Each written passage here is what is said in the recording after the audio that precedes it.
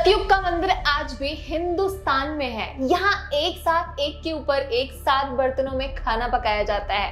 मगर चौंका देने वाली बात यह है कि खाना सबसे पहले सबसे ऊपर वाले बर्तन का पक जाता है। ये वो मंदिर है जहाँ भगवान की मूर्ति हर साल बदल दी जाती है और जिसके पीछे है एक खास वजह। और इस मंदिर का प्रसाद कभी भक्तों के लिए कम नहीं पड़ता और ना ही वो वेस्ट होता है। यानी इस मंदिर में एक साथ कई चमत्कार हैं।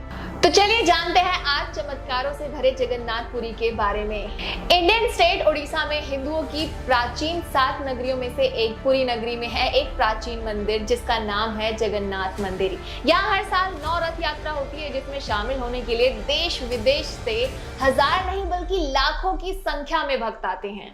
ये मंदिर 3 बार टूट चुका है। इस मंदिर को सतयुग के राजा इंद्रद्युम्न ने बनवाया था। समय समय पर इस मंदिर का रेनोवेशन होता रहा है। इस मंदिर का सबसे पहला प्रमाण महाभारत के वन पर्व में मिलता है। प्रेजेंट में जो मंदिर है वो 7वीं सदी में बनवाया गया था और इस मंदिर के आसपास लगभग 30 छोटे बड़े मंदिर और भी हैं। ये दुनिया का एकमात्र ऐसा मंदिर है जहां श्री कृष्ण, बलराम और सुभद्रा की अधूरी मूर्तियां विराजमान हैं और वो भी लकड़ी की। मूर्तियों के अधूरे बनने और लकड़ी की मूर्तियां बनाने के पीछे एक लंबी कथा है जो राजा इंद्रद्युम्न और उनकी पत्नी गुंडीचा से जुड़ी हुई है। राजा इंद्रद्युम्न जो मालवा प्रदेश के राजा थे और हुआ कुछ यूं कि एक दिन उन्हें सपने में भगवान जगन्नाथ जी ने दर्शन देकर बताया कि भगवान की मूर्ति की स्थापना करो। तब राजा ने कड़ी तपस्या की और तब भगवान विष्णु ने उन्हें बताया कि वह पुरी के समुद्र तट पर जाएं और तब उन्हें वहां एक लकड़ी का लट्ठा मिलेगा और उसी लकड़ी से वो मूर्ति बनवाकर स्थापित करवा दें। तो राजा ने ऐसा ही किया और उन्हें लकड़ी का लट्ठा भी मिल गया। तब उन्हें विश्वकर्मा जी एक वृद्ध बड़े कारीगर और मूर्तिकार के रूप में उनके सामने उपस्थित हुए। तब उन्होंने ये शर्त रखी कि वो 1 महीने के अंदर में मूर्तियां तैयार कर देंगे, परंतु तब तक राजा या कोई भी उस कमरे के अंदर नहीं आए। उस महीने के अंतिम दिन जब कई दिनों तक कोई भी आवाज नहीं आई तो उत्सुकतावश राजा की महारानी ने कमरे में झांका और वो वृद्ध कारीगर दरवाजा खोलकर बाहर आ गया। ऐसे में राजा से उन्होंने कहा कि अभी मूर्तियां अधूरी हैं और उनके हाथ अभी नहीं बने थे। राजा के अफसोस करने पर मूर्तिकार ने बताया कि ये मूर्तियां ऐसे ही स्थापित होकर पूजी जाएंगी। तब वही तीनों जगन्नाथ, बालभद्र और सुभद्रा की मूर्तियां मंदिर में स्थापित की गई। श्री जगन्नाथ मंदिर के ऊपर लाल ध्वज हमेशा हवा के विपरीत दिशा में लहराता है। ऐसा किस कारण होता है ये साइंटिस्ट ही बता सकते हैं। लेकिन चौंका देने वाली बात ये भी है कि हर दिन शाम को मंदिर के ऊपर लगे ध्वज को एक आदमी उल्टा चढ़कर बदलता है। मंदिर के पास खड़े रहकर इसका गुंबद देख पाना असंभव है क्योंकि मुख्य गुंबद की छाया नहीं बनती है और ये किसी भी समय इनविजिबल ही रहता है। और साथ ही भारत का ये सबसे भव्य और ऊंचा मंदिर है। ये मंदिर 4 लाख वर्ग फुट क्षेत्र में फैला है और इसकी ऊंचाई लगभग 214 फुट है। पुरी में किसी भी स्थान से आप मंदिर के शीर्ष पर लगे सुदर्शन चक्र को देखेंगे तो आपको वो हमेशा अपने सामने ही लगा दिखेगा। इसे नील चक्र भी कहते हैं। ये अष्ट धातु से बना है और ये पवित्र माना जाता है। अगला जो फैक्ट है वो आपको चौंका देगा। मंदिर के गुंबद के आसपास आज तक कोई भी पक्षी उड़ता हुआ नहीं देखा गया। इसके ऊपर एरोप्लेन भी नहीं उड़ाया जा सकता।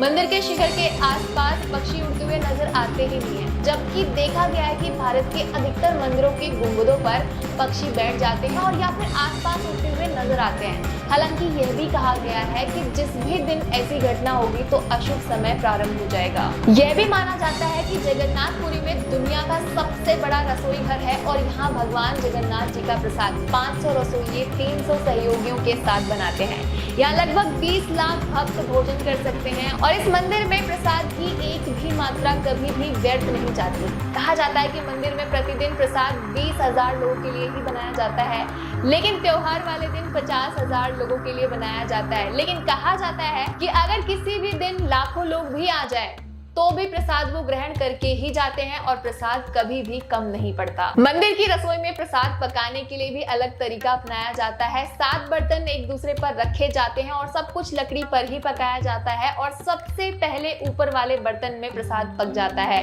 फिर नीचे की तरफ एक के बाद एक पकाया जाता है। यानी सबसे ऊपर रखे हुए बर्तन का खाना पहले पक जाता है, जो एक चमत्कार से कम नहीं है। इसी तरह मंदिर के बाहर स्वर्ग द्वार है, जहाँ पर मोक्ष प्राप्ति के लिए शव जलाए जाते हैं। लेकिन जब आप मंदिर से बाहर निकलेंगे तभी आपको लाशों के जलने की गंध महसूस होगी, जबकि मंदिर के अंदर लाशों के जलने की गंध महसूस नहीं होती। यहाँ हर 12 साल में एक बार मूर्तियां नई जरूर बनाई जाती हैं, लेकिन आकार और रूप वही रहता है। कहा जाता है कि उन मूर्तियों की पूजा नहीं होती और सिर्फ दर्शन के लिए रखी जाती हैं। माना जाता है कि 3 बार समुद्र ने जगन्नाथ जी के मंदिर को तोड़ दिया था। कहते हैं कि महाप्रभु जगन्नाथ ने वीर मारुति यानी हनुमान जी को यहाँ समुद्र को कंट्रोल करने के लिए नियुक्त किया था, परंतु जब जब हनुमान जी जगन्नाथ, बालभद्र और सुभद्रा के दर्शन के लिए खुद को रोक नहीं पाते थे, तो वो प्रभु के दर्शन के लिए नगर में प्रवेश कर जाते थे। ऐसे में समुद्र भी उनके पीछे नगर में प्रवेश कर जाता था। केसरी नंदन हनुमान जी की इस आदत से परेशान होकर जगन्नाथ महाप्रभु ने हनुमान जी को यहाँ सोने की बेड़ी से बांध दिया और यहाँ जगन्नाथपुरी में ही सागर तट पर हनुमान जी का प्राचीन मंदिर है। भक्त लोग बेड़ी में जकड़े हनुमान जी के दर्शन के लिए आते हैं। एक बार नारद जी ने हनुमान जी को बताया कि समुद्र की आवाज के कारण प्रभु मंदिर के भीतर सो नहीं पाते हैं। तब हनुमान जी ने क्रोधित होकर समुद्र को वहां से दूर हटने को कहा। इस पर समुद्र देवता ने प्रकट होकर कहा कि मेरी आवाज तो आपके पिता पवन देव के कारण ही चारों दिशाओं में आती है, तो आप उनसे विनती करें। तब हनुमान जी पवन देव से इस आवाज को रोकने को कहते हैं। तब पवन देव कहते हैं कि पुत्र यह संभव नहीं है, परंतु तुम्हें एक उपाय बताता हूँ कि तुम्हें मंदिर के आसपास ध्वनि रहित वायु कोशीय वृत्त बनाना होगा। हनुमान जी समझ गए। तब हनुमान जी ने अपनी शक्ति से खुद को 2 भागों में बांट दिया और फिर वो हवा से भी तेज स्पीड से मंदिर के आसपास चक्कर लगाने लगे। इससे वायु का एक ऐसा चक्र बना कि समुद्र की लहरों की आवाज मंदिर के भीतर ना जाकर मंदिर के आसपास ही घूमती रहती है, यानी कि मंदिर के अंदर बाहर की आवाज नहीं आती है और मंदिर में श्री कृष्ण जगन्नाथ जी आराम से सोते रहते हैं। कहावतों के अनुसार कहते हैं कि अज्ञातवास के दौरान द्रौपदी और 5 पांडव भगवान जगन्नाथ के दर्शन करने गए थे। प्रभु जगन्नाथ के मंदिर के अंदर पांडवों का स्थान अभी भी मौजूद है और ऐसा कहते हैं कि भगवान जगन्नाथ का जब चंदन यात्रा किया जाता है तो 5 पांडव उनके साथ नरेंद्र सरोवर जाते हैं और आज भी श्री मंदिर में 21 दिवसीय चंदन यात्रा का आयोजन होता है। ऐसे में श्री मंदिर से 1 किलोमीटर की दूरी पर मौजूद नरेंद्र सरोवर तक यात्रा निकलती है। महान सिख सम्राट महाराजा रणजीत सिंह ने इस मंदिर को प्रचुर मात्रा में सोना दान किया था, जो कि उन्होंने स्वर्ण मंदिर यानी अमृतसर को जो सोना दान किया था उससे कहीं ज्यादा था। कुछ किताबों में लिखा है कि ईसा मसीह सिल्क रूट से होते हुए जब कश्मीर आए थे तो दोबारा बेथलेहम जाते वक्त उन्होंने भगवान जगन्नाथ के दर्शन किए थे। आदि शंकराचार्य ने भी यहाँ की यात्रा की थी और यहाँ पर उन्होंने 4 मठों में से एक गोवर्धन मठ की स्थापना भी की थी। सबसे हैरानी वाली बात, इस मंदिर में गैर सनातन धर्म के लोगों का प्रवेश बैन है। माना जाता है कि ये बैन कई विदेशी द्वारा मंदिर में और मंदिर के आसपास में घुसपैठ और हमलों के कारण लगाए गए हैं। वैसे कहते हैं कि मंदिर के एक नहीं हजारों रहस्य हैं। यहाँ कई रहस्यमयी किताबें, ग्रंथों के साथ ही खजाने भी रखे हुए होने की बात कही जाती है। एक ऐसा समय भी था जब सैकड़ों सालों के लिए मंदिर रेत में दब गया था और भविष्यवाणी है कि आने वाले समय में भी ऐसा होने वाला है। तो कैसा लगा आपको जगन्नाथपुरी टेम्पल के बारे में ये वीडियो? कमेंट्स में बताना। और अगर आप चाहते हैं कि हम हमारे इंडियन कल्चर पर और भी वीडियोस बनाएं तो आप हमें कमेंट्स में सजेस्ट कर सकते हैं। बाकी सब्सक्राइब करना ना भूलें। AGSKI 360। मिलते हैं आपसे अगली वीडियो में।